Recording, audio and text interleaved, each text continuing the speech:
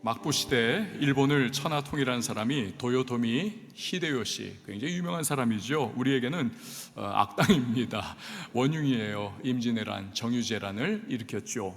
그런데 이 역사라고 하는 것은 또 아이러니가 있습니다. 그 상대방의 입장에서 보면 우리는 악당인데 그들은 굉장히 위인이다, 훌륭하다, 그렇게 말을 하는 경우가 바로 이런 케이스입니다.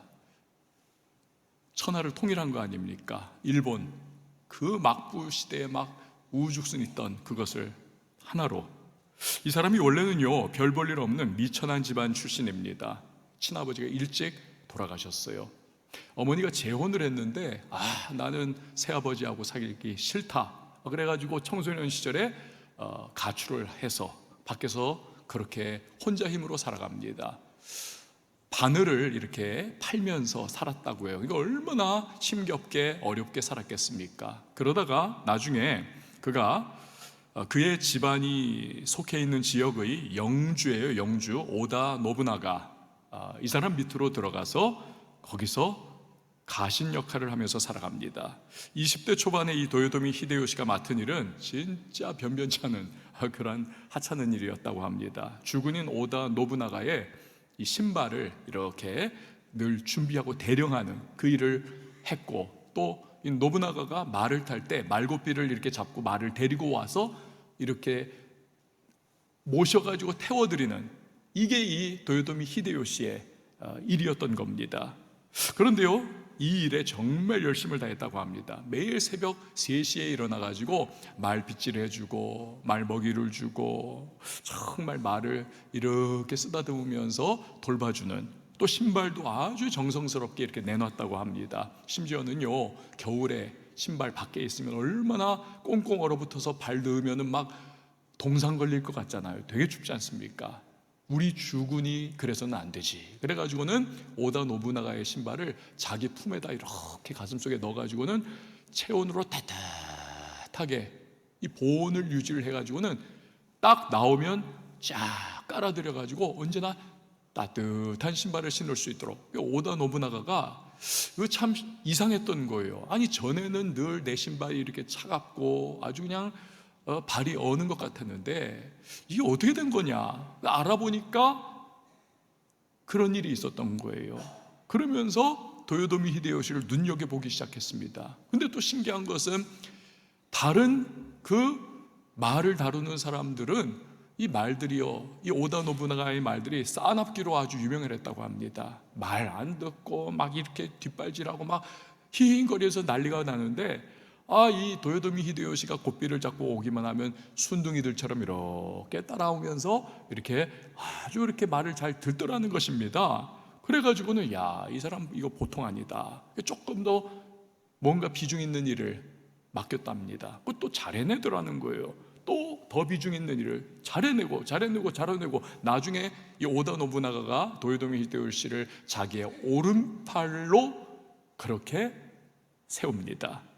그러면서 오다 노부나가 사후에 결국 후계자가 되는 거죠. 세월이 지나가지고 이 일본을 천하 통일하는 그러한 위협을 이 도요토미 히데요시가 달성하는 인물이 되었던 겁니다.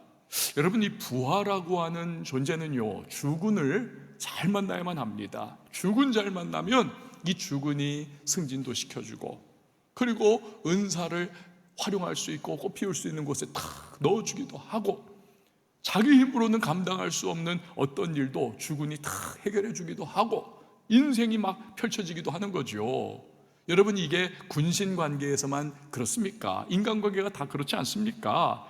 사람은요, 자기에게 진짜로 도움을 줄 수 있는 그런 누군가를 만나는 것이 정말 중요하죠. 그러면 막힌 인생이 뚫릴 수도 있고, 도무지 방법이 없던 문제가 뜻밖의 방식으로 이렇게 되네 하면서 해결이 되는 일들도 경험할 수가 있습니다. 오늘 우리가 읽은 이 성경 본문에 나오는 이 여인이 바로 그러한 체험을 하더라는 것입니다. 이 여인은요, 인생이 너무나 절망적인 상황에 놓여 있던 사람입니다. 남편이 신학생이었어요. 오늘날로 말하면 선지자 엘리사의 생도였습니다. 앞으로 하나님의 일을 감당하려고 준비하던 이 남편이 아이에게 몸이 약했는지 어떻게 됐는지 그만 죽어버리고 말았습니다. 그런데 이 남편 더 야속하게도 빚을 잔뜩 지고 죽어버린 거예요. 그러니까 빚쟁이가 하루가 멀다고 달라와가지고는 막 돈 내놔라 네 남편 죽었는데 어떡할 거냐 하면서 얼마나 이 집안이 참 괴로웠겠습니까? 그 당시 여성은 경제적인 활동을 할 수 없었던 시대이기 때문에 방법이 없는 거예요. 그러다 보니까 나중에는 그러면 몸으로라도 때워야지 하면서 네 두 어린 아들을 내가 그럼 데려가겠다, 이거 종으로 삼겠다, 이러니 이 청천벽력 아닙니까? 눈에 넣어도 아프지 않을 남편은 가버리고 이제 이 두 아들 바라보며 살아야 하는데 두 아들을 종으로 삼겠다니, 이거 어떻게 하는 것입니까? 얼마나 괴로운 상황입니까? 이런 위기 상황 앞에서 그녀가 엘리사 선지자에게 달려가는 거죠. 너무나 고통스럽고 참 고통이 마음을 막 짓눌려버리기 때문에 이것저것 예고 뭐고 가릴 차지가 아니에요. 그냥 뛰어들어가지고 엘리사 앞에서 무릎 꿇고 막 통곡하면서 부르짖는 겁니다. 선지자님 도와주세요. 이거 어떻게 좀 해주셔야 하지 않겠습니까? 자, 그런데 바로 이 부분입니다. 이 부분 자신을 진짜 도와줄 수 있는 누군가를 찾아가서 구했다는 것이야말로 이 여인이 절망적인 상황을 돌파하는 데 있어서 너무나 중요한 열쇠였던 것이죠. 만약에 그녀가 다른 어떤 사람을 찾아가가지고 나 좀 도와주세요, 이 빚 어떻게 하면 좋겠습니까? 아무리 여러분 소리 지르며 도움을 헬프미 해도 이 도움이 없는 겁니다. 아니 내가 빚 갚아줘도 그 돈 돌려받지도 못하는 이 여인에게 어떻게 도움을 줄 수 있겠어요? 나 입에 풀칠하기도 어려운 시대에 참 힘겨운 시대 아닙니까? 그러나 엘리사 선지자를 찾아갔기 때문에 이 문제가 완벽하게 해결이 되더라는 것입니다. 여러분 누구나 인생 살아갈 때 위기 상황 만나지 않습니까? 때로는 정말 절망적인 현실 앞에 탁 막혀버릴 때도 있지 않습니까? 그때 사람들은 일단 이 방법 저 방법 다 인지상정으로 써보지 않습니까? 사람 쫓아다니면서 막 도와달라고 읍소하기도 하지 않어요? 그러다가 도저히 더 이상 방법이 없을 때, 아무도 도와주는 사람이 없을 때 어떻게 됩니까? 절망에 빠지는 거지요. 자포자기하게 되는 겁니다. 좌절합니다. 나는 여기까지인가 보다. 그러나 여러분 꼭 우리가 기억해야 하는 것, 우리들 크리스천은요, 모든 방법이 다 막혀버렸을 때라도, 그 어떤 도울 이가 없을 때라도 우리는요 도와줄 분이 계십니다. 우리는 남편 죽고 두 아들 종으로 팔릴 위기에 처한 여인이 자기를 진짜로 도와줄 수 있는 사람, 엘리사 선지자, 하나님의 사람을 향해 나아갔듯이 우리를 진짜로 그 어떤 위기 상황, 그 어떤 절망적인 현실에서도 도와줄 수 있는 전능하신 분에게로 나아가야만 하는 것입니다. 그분이 누구입니까? 하나님이신 줄 믿습니다. 하나님이세요. 로마서 8장 32절 우리 같이 읽어봅니다. 시작. 자기 아들을 아끼지 아니하시고 우리 모든 사람을 위하여 내주시니가 어찌 그 아들과 함께 모든 것을 우리에게 주시지 아니하겠느냐. 아멘. 하나님께 나아가면 그는 우리를 그 어떠한 절망적인 상황에서라도 반드시 건져내어 주실 줄 믿으시기를 바랍니다.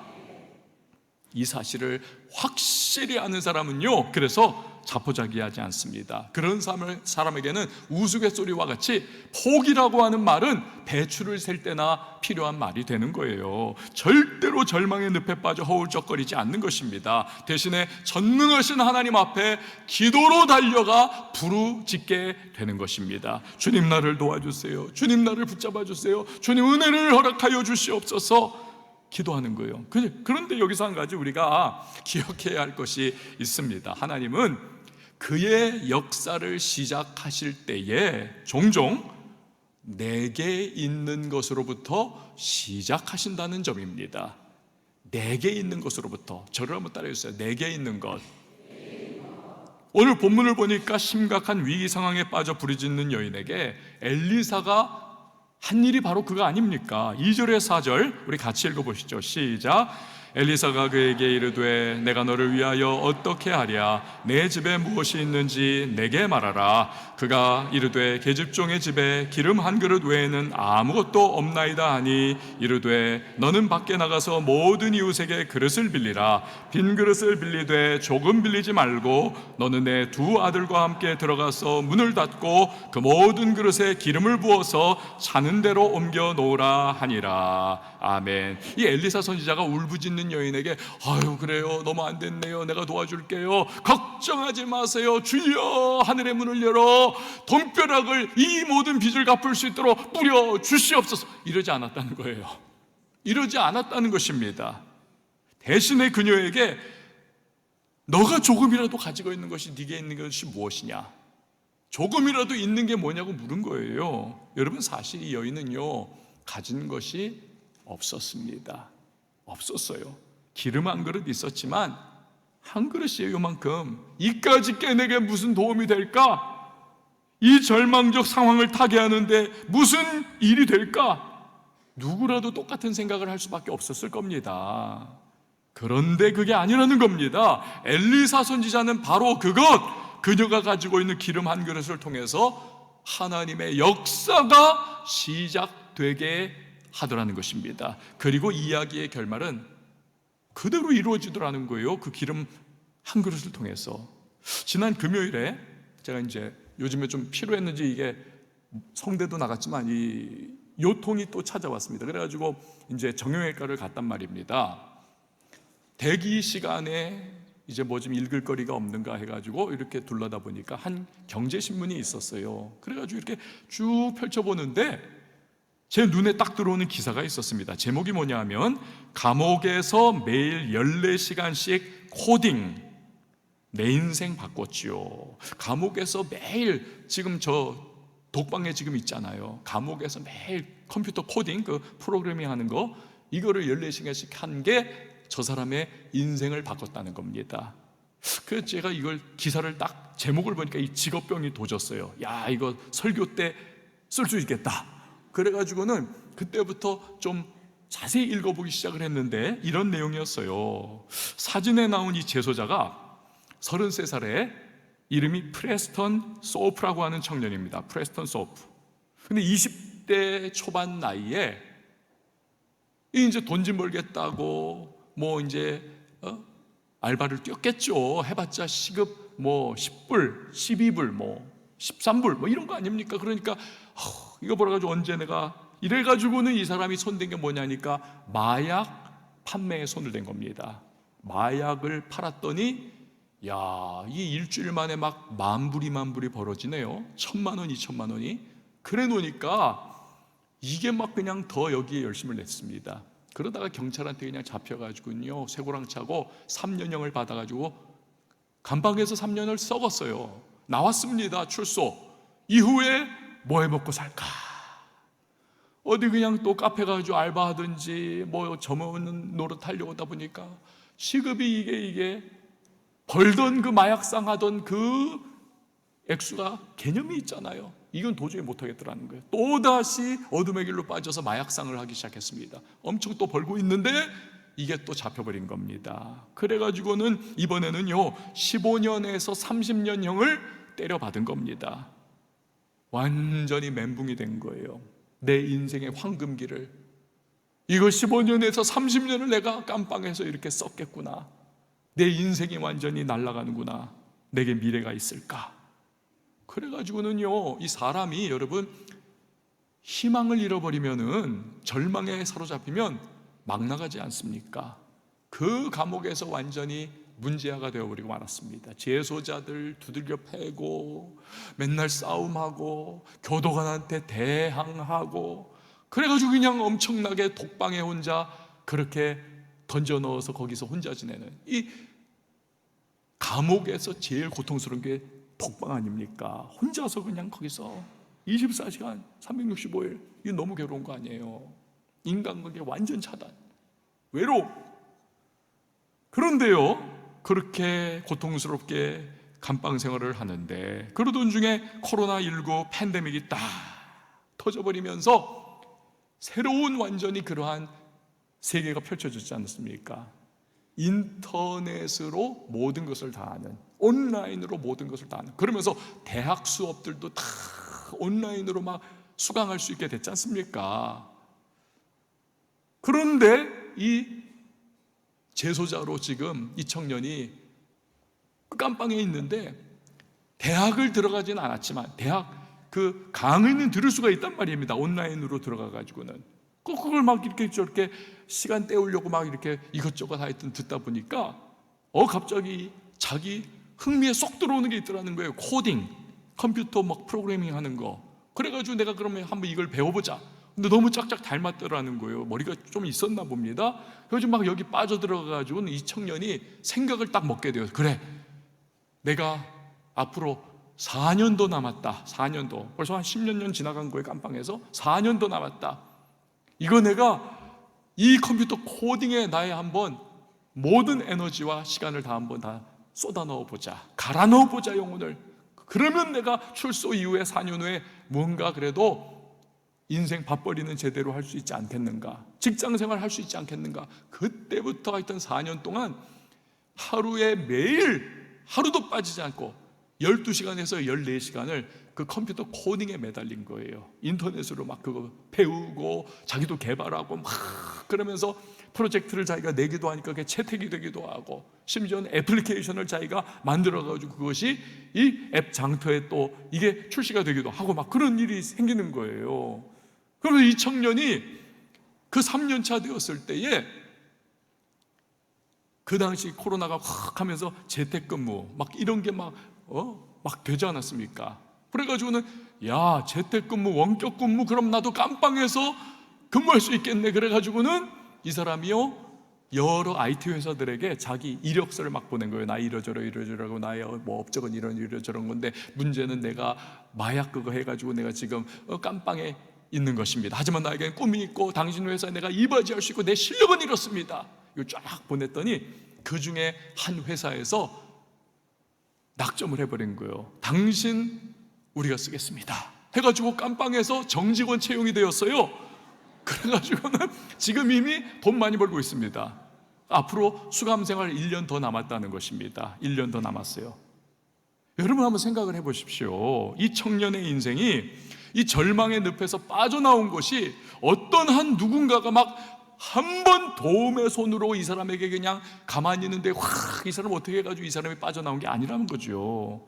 똑같은 감옥에서요 누군가는 더 큰 범죄를 저지를 기술을 막 습득을 하기도 하고요, 누군가는 저놈의 판사 나를 여기다 때려 넣어가지고 쳐놓다니 내가 나가면 복수한다, 복수의 칼을 가는 사람도 있고, 아예 인생 포기해가지고 거기서 그냥 호흡만 할 뿐 사는지 죽는지 모를 정도로 그렇게 있는 인생 낙오자가 많이 거기서 있습니다. 하지만 이 청년이 감옥에서의 멈춰버린 시간이라고 하는 그 내게 있는 것, 멈춰버린 시간이라고 하는 내게 있는 것, 이걸 공부하는 기회로 딱 붙잡은 거예요. 여기에서부터 돌파구가 열리게 되더라는 거지요.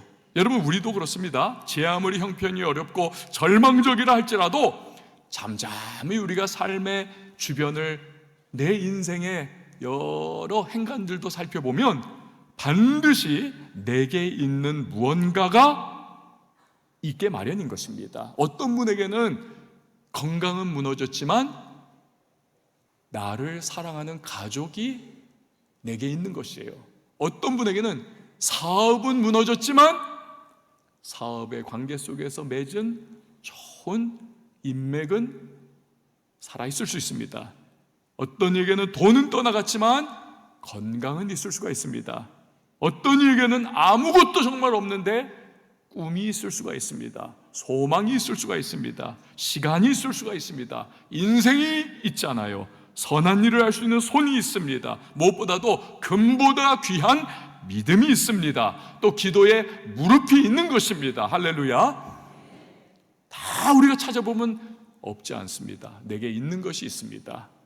하나님이 물으십니다. 네가 가진 것이 무엇이 있느냐? 그때에 이까짓 게 무슨 도움이 되겠는가? 여러분, 이런 생각하지 마세요. 거기에 하나님의 능력이 부어지면 놀라운 일이 일어날 수 있음을 믿으시기를 바랍니다. 오병이어의 기적이 바로 그런 것 아니던가요? 주님, 여기 지금 남자만 5천 명, 여자와 어린아이까지가 다 하면 한 2만 명, 15,000에서 2만 되는데 이거 오병이어 물고기 2마리하고 보리떡 5개, 이게 뭐가 되겠습니까? 근데 예수님께서 너희가 지금 갖고 있는 것이 무엇이냐 해가지고는 그 오병이어를 받으신 다음에 여러분 무슨 일을 일으키십니까?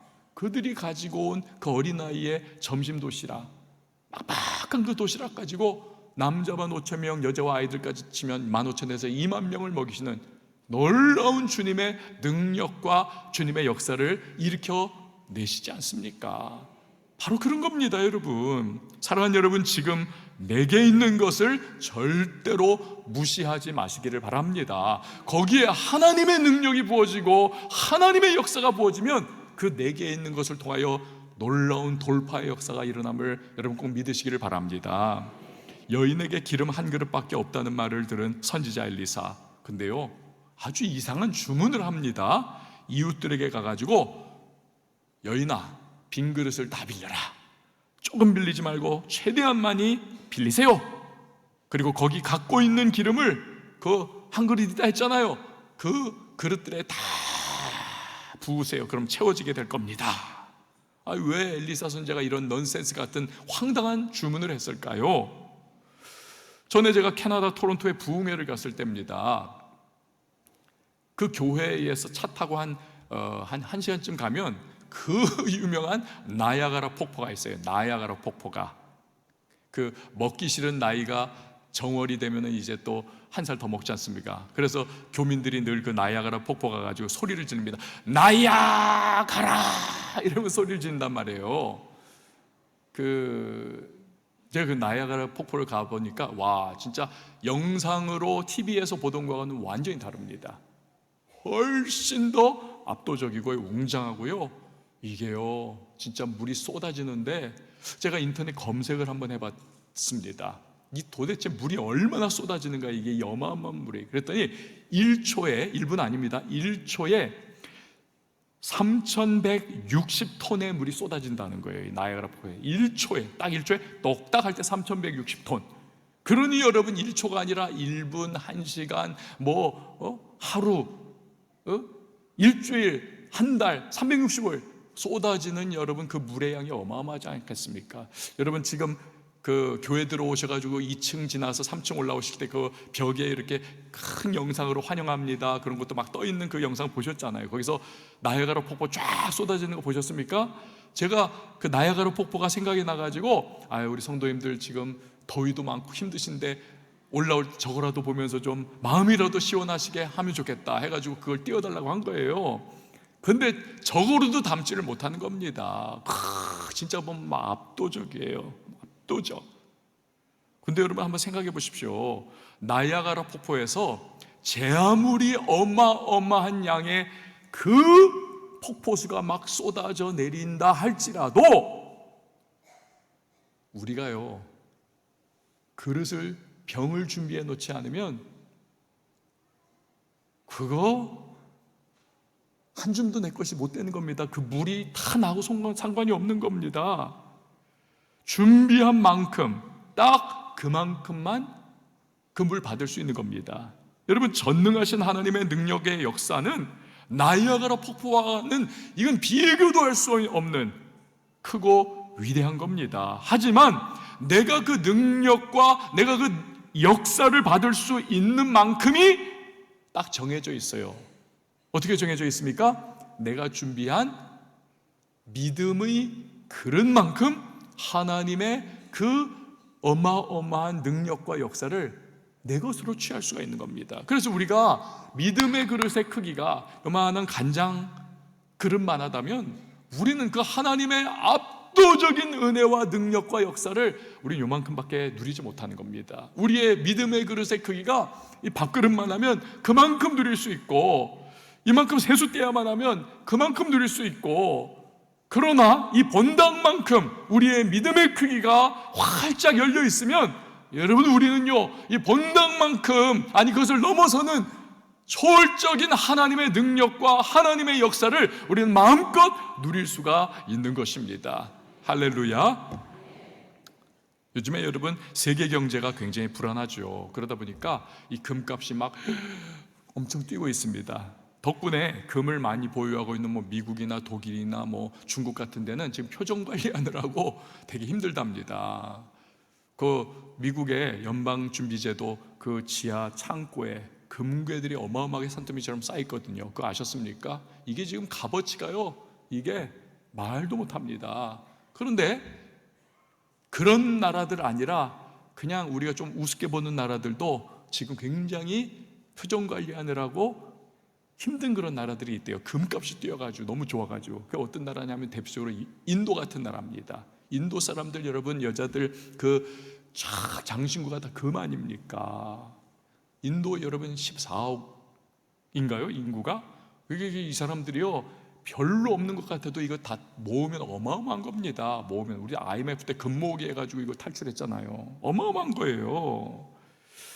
여러분, 그런데 이 금이라고 하는 것은 역사상 그 어떤 것보다도 귀중한 가치를 갖고 있지 않습니까? 그래서 성경은 우리의 믿음이 귀중하다는 것을 정말 표현하기 위해 가지고 무엇과 비교를 했느냐? 너희 믿음은 금보다 더 귀하다, 이렇게 표현을 하는 겁니다. 금보다 더 귀하다. 세상에 가장 값어치 있는 광물질인 금보다도 우리가 가지고 있는 믿음이 더 귀하다는 거예요. 즉 세상 그 무엇보다도 가장 귀한 게 믿음이다. 여러분, 왜 그렇습니까? 하나님은 우리 믿음을 통해서 우리에게 구원을 주시고, 믿음을 통해서 우리에게 능력을 부어주시고, 믿음을 통해서 우리에게 하나님의 은혜와 역사를 부어주시기 때문에 그렇습니다. 그래서 하나님은요, 금보다 더 귀한 우리의 믿음이, 이 믿음의 그릇이 더 넓어지고 확장되고 더 커지길 원하시는 거예요. 엘리사가 여인에게 이웃집을 돌면서 그릇을 댈 수 있는 한 많이 빌려라, 바로 그런 이유 때문에 그렇습니다. 이 과정을 통해서 여인의 그 금보다 귀한 믿음의 크기가, 그릇의 크기가 더 확장되기를 원했던 거죠. 만약에 이 여인에게 믿음이 없었다 그러면요, 이 기름 한 그릇밖에 없는데 이거 갖고 뭘 하라는 거야? 그러면서 이 그릇을 빌리지 않는 거예요. 그러면 하나님의 능력과 역사를 절대 체험하지 못하는 거죠. 반면에 믿음이 있다면, 비록 우리 집에 기름 한 그릇밖에 없지만 하나님은 엘리사 선지자를 통해서 그래도 놀라운 역사를 일으켜 주실 수 있을 거야. 그래가지고 여기저기서 그릇을 빌린다면 여러분, 그녀는 하나님의 놀라운 진짜 능력을 체험할 수가 있게 되는 것입니다. 그러므로 여인이 빌린 그릇들은 사실은요 뭐냐? 그녀의 믿음의 그릇이었던 겁니다. 영적으로 보면. 그리고 그 믿음의 그릇에 하나님은 능력과 역사의 기름을 부어 주셨던 것입니다. 이 여인은요, 그릇 빌리는 수고를 감내했습니다. 그런데 이것은 사실은 모험이었습니다. 모험. 왜 그런가? 이 이웃들이요, 다들 그녀의 집에 지금 있는 이 불상사, 이 고통, 심지어는 빚 때문에 자식들 지금 종으로 뺏길 그런 위기에 처했다는 거 다 알고 있어요. 허구한 날 빚쟁이가 삿대질하면서 쫓아와가지고 막 멱살 잡아 흔들고, 막 이 여자가 그냥 막 울고 맞아가지고 막 신음하고, 때로는 그 애들 이제 며칠 후면 종으로 뺏긴다, 얼마나 맨날 통곡하겠어요. 그러니까 동네 사람들, 아이고 불쌍하다, 남편이 참 어째 그렇게 빚을 져고는 죽어버려가지고 이 가족들이 고생인가, 이러면서 맨날 수근수근 했겠지 않습니까? 근데 이상하죠? 이 여자가 갑자기 동네를 돌면서 그릇을 다 빌린단 말입니다. 근데 그 당시 고대 사회이기 때문에 이 그릇이라는 게 우리 지금 개념하고 달라요. 굉장히 값어치가 있습니다. 근데 이 여자가 갑자기 그릇을 여기저기서 다 빌리는 거예요. 저 개똥이네에서도 말똥이네에서도 하여튼 복순이네에서도 다 가면서 그릇을 빌리니까 그 이상한 생각 들잖아요. 야, 혹시 이거 우리 이 그릇 빌려가지고 이거 팔아가지고 여기저기서 그냥 팔아가지고는 그걸로라도 조금이라도 이거 빚 갚아나가면서 땜질하려고 하는 거 아니야? 이런 생각할 수 있겠잖아요. 충분히 그런 생각할 수 있지 않습니까? 그런 수근거리는 소리가 들려올 수 있어요. 그런 소문이 들어왔을 수도 있고, 사람들이 그 그릇 빌릴 때 이상한 눈초리로 쳐다볼 수도 있지 않습니까? 게다가 그 빌렸는데 아무 일 일어나지 않으면 어떻게 해요? 그러니 이것은 믿음의 모험이었던 겁니다. 여러분, 이 여인은 하지만 기어이 온 동네를 다 돌면서 자기가 빌릴 수 있는 만큼의 그릇을 다 빌리는 겁니다. 여기서 우리가 할 수 있는 것, 믿음은 명사형이 절대로 아닙니다. 여러분, 나 믿음 있노라 해도 믿음은 동사형이어야 합니다. 반드시 액션이 그 믿음과 함께 가야만 하는 것입니다. 그래서 야고보서에서 행함이 없는 믿음은 뭐다? 죽은 것이다. 하나님의 능력과 역사에 있어서 결정적인 요소는 바로 이 행동하는 믿음 부분인 것입니다. 우리가 하나님의 말씀과 감동하심에 대해 믿음으로 행동하느냐, 반응하느냐, 그렇지 않느냐, 여기 따라서 답답하고 절망적인 상황을 돌파해야 하는 하나님의 능력이 임할 수도 임하지 않을 수도 있는 것입니다. 여러분, 그것이 오늘 저와 여러분, 우리에게 달려 있는 것입니다. 시편 81편 10절에서 하나님은 그의 능력과 역사를 약속을 주셨어요. 우리 같이 한번 읽어봅니다. 시작. 내 입을 크게 열라 내가 채우리라. 아멘. 내 입을 크게 열라 내가 채우리라. 이건요, 어떠한 그냥 은유를 위하여 우리에게 이렇게 말씀하신 게 아니에요. 믿음을 하여튼 너희가 이렇게 뭐 이렇게 펼쳐라, 이 정도가 아니에요. 여러분, 이건요, 고대 중근동 사회에서 국가 간의 어떠한 외교적인 전통을 요걸 따와가지고 하나님께서 아주 이 믿음에 대한 내용을 현실화해서 우리에게 탁 깨닫게 해주려고 하는 그러한 기법을 사용하신 거예요. 이런 거예요. 사신이 왕의 어떠한 그 조약문을 가지고 티격태격하는 저 먼 나라 몇 달 걸려가지고, 그 당시 차나 비행기 없으니까 낙타 타고는 온갖 먼지 뒤집어 쓰면서 가는 겁니다. 몇 달 걸려가지고 가는 길에 호위병들 있지만 때로는 도적대가 달라붙어서 여러 피해가 있을 수도 있고 참 어려움을 겪었을 겁니다. 겨우 도착을 했습니다. 왕을 아련하고 조약문을 낭독하고, 그래가지고 왕이 그것이 흡족하여서 오냐 하면서 어인을 찍습니다. 그래서 두 나라가 이제는 우호국이 되었어요. 우방국이 되었습니다. 사신이 어느덧 다시 본국 귀환할 날이 되어 궁전 뜰에서 왕에게 인사를 하고 떠나려고 할 때 이 왕이 사신을 불러 세웁니다. 잠깐. 그리고는 너 입을 넓게 크게 열어라.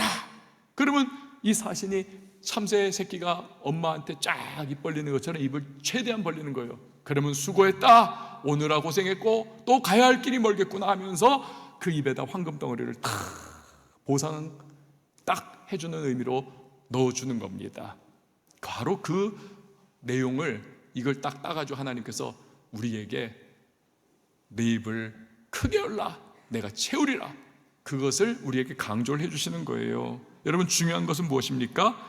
입이 있다고 해서 그냥 채워지느냐, 그게 아니라는 것입니다. 우리가 입을 크게 열어야 한다. 그때 하나님의 능력과 역사를 채워주신다는 것입니다. 할렐루야. 사랑하는 여러분, 인생살이 참 어렵지 않습니까? 오늘 이곳에 나오신 분들 가운데 절망적 상황과 현실 앞에 정말 휘둘리고 고통받다 이 자리에 오신 분이 계실 거예요. 그때 천만인이 무너진다 할지라도 여러분, 우리는요 아닙니다.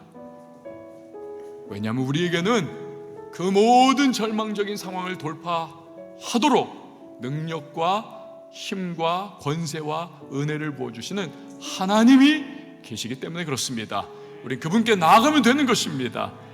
그런데요, 그는 준비된 만큼 채워주십니다. 그래서 우리는 우리 믿음의 그릇을 넓게 키워야 하는 것입니다. 저와 여러분이 믿음의 그릇을 넓게 준비해서 하나님의 능력과 역사를 풍성히 체험할 수 있기를 예수님의 이름으로 축원을 드립니다. 우리 시간에 함께 찬양하도록 하겠습니다.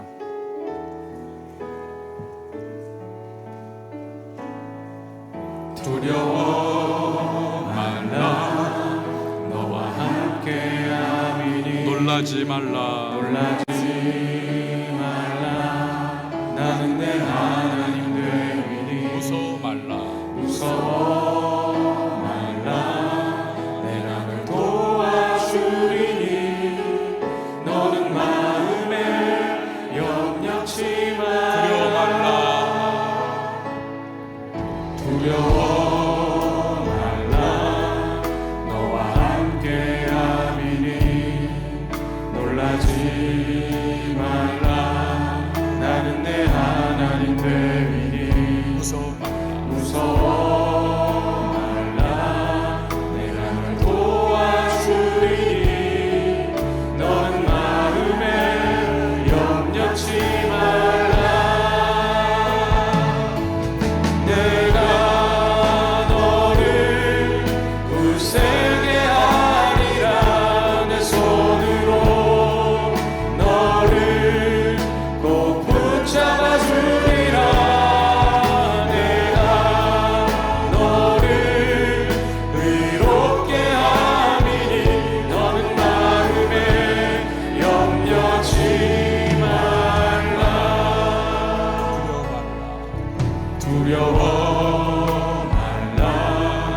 너와 함께함이니. 놀라지 말라. 나는 내 하나님 되리니. 무서워 말라. 무서워 말라. 내가 널 도와주리니. 너는 마음에 염려치 말라. 내가 너를 굳세게 하리라. 내 손으로 너를 꼭 붙잡아 주리라. 내가 너를 의롭게 함이니. 너는 마음에 염려치 내가 너를 굳세게 하리라.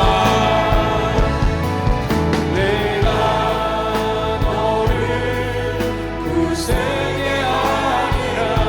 내 손으로 너를 꼭 붙잡아 주리라.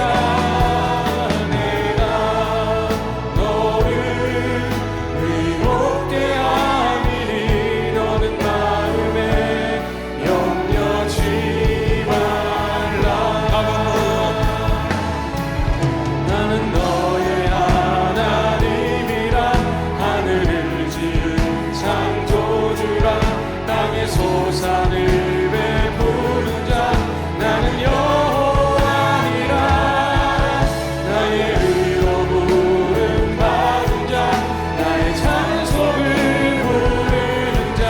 너는 두려워 말라. 내가 너를 굳세게 하리라. 내 손으로 너를 붙잡아 꼭 주라. 붙잡아 주리라. 내가 너를 의롭게 함이니. 너는 마음에 마지막으로 내가 너를 굳세게 하리라. 내가 너를 굳세게 하리라. 내 손으로 너를 꼭 붙잡아 주리라. 내가 너를 의롭게 하리니. 너는 마음에 염려치 말라. 여러분, 이 시간 우리 같이 기도하실 때에 천만인이 무너져 내린다 할지라도 우리 하나님께 나아가면 우리 하나님 돌파의 방법이 있습니다. 그분께 나아가는 것이 키입니다. 키. 그런데요, 그 하나님은 우리 준비된 만큼 채워주신 하나님이십니다. 우리 믿음의 그릇을 넓게 우리가 키워야만 하겠습니다. 주님, 저의 믿음 보잘것없는 거 아시잖아요. 성령님, 저를 다듬으시고 연단하시고 키워주시고, 그래서 하나님의 능력의 풍성함, 역사의 풍성함을 하나님 우리가 누리게 하여 주옵소서. 하나님의 하나님 되심을 증거하고 그 하나님이 내게 어떠한 역사를 베푸셨는지 드러낼 수 있는 간증의 주인공 될 수 있도록 주여 은혜를 베풀어 주시옵소서. 우리 말씀 기억하며 주님의 이름 한번 외치고 기도하며 나갑니다. 주여 하나님 아버지 감사드립니다. 전능하신 주 하나님, 우리를 주의 자리에 불러와 주셨습니다. 하나님 준비들만큼 채워주신 하나님 계심을 우리 다시 한번 배웠습니다. 멋지는 사랑의 땅 다시 한번 보좌 앞으로 나왔습니다. 주님, 놀라운 나는 너의 하나님이 되리라 말씀하셨습니다. 주여 환자에게 주시고 찾는 자에게 찾게 하시고 문을 두드릴 때 열리게 되는 역사가 일어나게 하여 주시옵소서. 하나님, 내가 한 명 한 명을 찾아가 주시고 옆에서 다정하여 주시고 내주하여 주시며 교통하여 주시사 아버지 하나님 여러 가지 육신의 일고 우리 인생의 문제들 아버지 하나님 주와 하소매 아버지 그 길이 열리게 되시옵소서. 저녁까지 이제 아버지 하나님 얼마 남지 않은 시간을 가지고 있습니다. 하나님 우리 선택들 아버지 인도하여 주시옵소서. 하나님 아버지 준비된 만큼 채워주심을 기억하며 우리의 믿음의 그릇이 넓어질 수 있도록 도우시고 함께하여 주시옵소서. 감사드립니다. 예수님의 이름으로 기도합니다. 아멘.